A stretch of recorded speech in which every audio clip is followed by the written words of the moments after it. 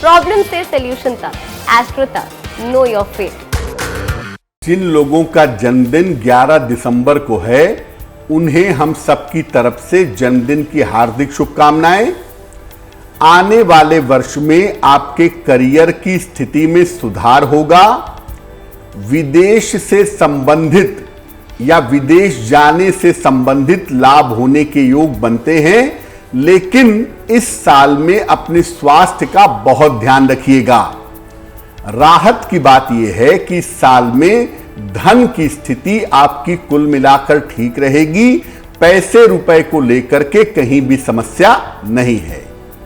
क्या करेंगे? पूरे साल भर भगवान शिव की अगर आप उपासना करें तो आपके लिए वर्ष बहुत अच्छा रहेगा। देखिए, मंगल की अगर अशुभ दृष्टि है, विस्फोटक संभावनाएं जीवन में बनेंगी, जिस भाव पर पड़ेगी, जिस ग्रह पर पड़ेगी। और अगर शनि की दृष्टि है तो खैर उस भाव का भी सत्यानाश होगा और उस ग्रह का भी सत्यानाश होगा जिसके ऊपर शनि की दृष्टि पड़ रही है।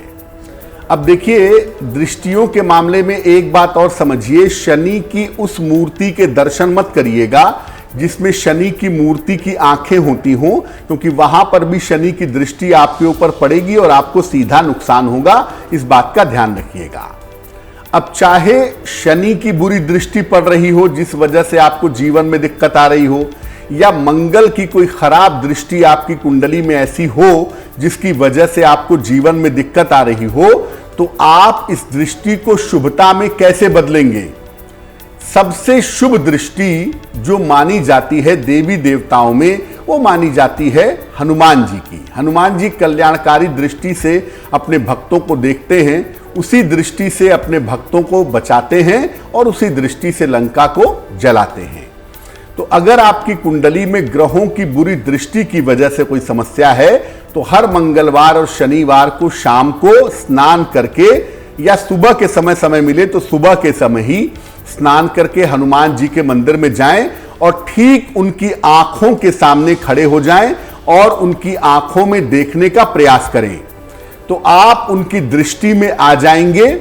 और जब आप उनकी दृष्टि में आ जाएंगे और ऐसा हर मंगलवार शनिवार को करेंगे, तो शनि और मंगल के बुरी दृष्टि का प्रभाव आपके जीवन के ऊपर नहीं पड़ेगा।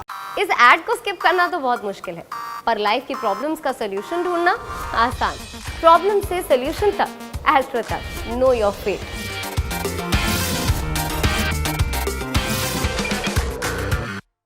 आप पूजा करने बैठे, आपने दीपक जलाया, थोड़ी सी पूजा आगे बढ़ी, दीपक अचानक से बुझ गया, तो आपको लगता है अपशकुन है, कोई अशुभ घटना है, कुछ बुरा होने वाला है, कुछ बहुत खराब होने वाला है, ये आपके मन में आ जाता है। क्या सच है? देखिए, पूजा के समय दीपक अन्य कारण से भी बुझ सकता है। कोई जरूरी नहीं है कि वो अशुभ संकेत है, बहुत सारे कारण हो सकते हैं। हवा की वजह से बुझ सकता है, तेल में अगर पानी पड़ गया हो तो उसकी वजह से बुझ जाएगा, लापरवाही की वजह से बुझ सकता है, और ये एक संयोग है, कोई अशुभ घटना नहीं है। अगर ईश्वर को आपको संकेत देना होगा तो वो दीपक बुझा करके संकेत दे, ये आवश्यक नहीं है। इसलिए सामान्यतः 99% मामलों में ये कोई अशुभ संकेत नहीं है। अगर दीपक बुझ जाए पूजा के दौरान, तो आप दोबारा से उसको ठीक करके फिर से जला करके अपनी पूजा पूरी करिएगा, पूजा बीच में मत छोड़िए। अगर आपको बार बार चोट लगती हो, घर में निकले पलंग से लग गई, दरवाजे से लग गई, गाड़ी खोल रहे हैं उसके दरवाजे से लग गई, छोटी मोटी चोट चपेट आपको लगातार लग रही हो, तो क्या करें? एक लोहे का छल्ला तुरंत ले लीजिए, इसको राइट या लेफ्ट हैंड में, बाएं या दाहिने हाथ में, मिडिल फिंगर में, किसी भी मिडिल फिंगर में शनिवार की शाम को पहन लीजिए। हर शनिवार शाम को पीपल के नीचे सरसों के तेल का दीपक जलाइए और काले रंग के वस्त्रों का प्रयोग करना कम से कम कर दीजिए। अगर बंद कर दें तो ज्यादा बेहतर होगा। अगर यह उपाय आप करें तो छोटी मोटी जो दुर्घटना हो रही है आपके साथ, या छोटी मोटी जो चोट चपेट आपको बराबर लग जाती है, वो चोट चपेट आपको नहीं लगी।